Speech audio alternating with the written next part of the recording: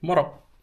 Eli tosiaan mä oon itse polkuopiskelujen kautta päässyt ammattikorkeakouluun ja mä oon vielä maakunta-ammattikorkeakoulussa. Eli ainakin Seinäjoella on semmoinen järjestely, että joka vuosi järjestetään lähimaakunnissa maakuntaryhmät. Ja tänä vuonna on Alavudella ja Kurikassa ja edellisenä vuonna on ollut ainakin Ähtärissä. Eli mä opiskelen Seinäjoen ammattikorkeakoulussa Alavuden maakuntaryhmässä.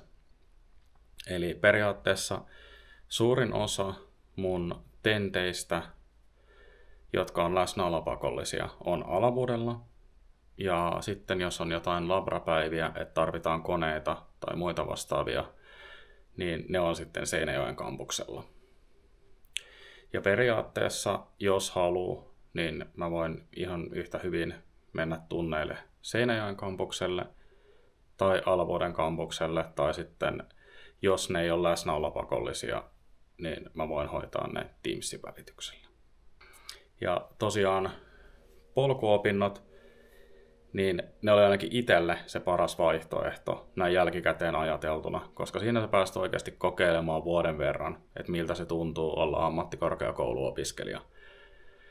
Ja sen vuoden aikana mä itse huomasin myös sen, että mä pystyn opiskelemaan ja se ei vaadi multa mitään ylitsepääsemättömiä panostuksia, koska mä opiskelen työn ohella, niin mä en pysty siihen ihan täyspäiväisesti panostamaan. Mutta tosiaan polkuopintojen aikana mä huomasin, että tämä järjestely on mahdollista toteuttaa.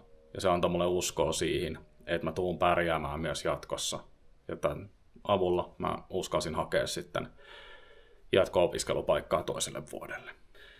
Ja nyt ollaan siinä vaiheessa, että toinen vuosi alkaa olla taputeltu. Muutama tentti pitää käydä vielä Seinäjoella tekemässä.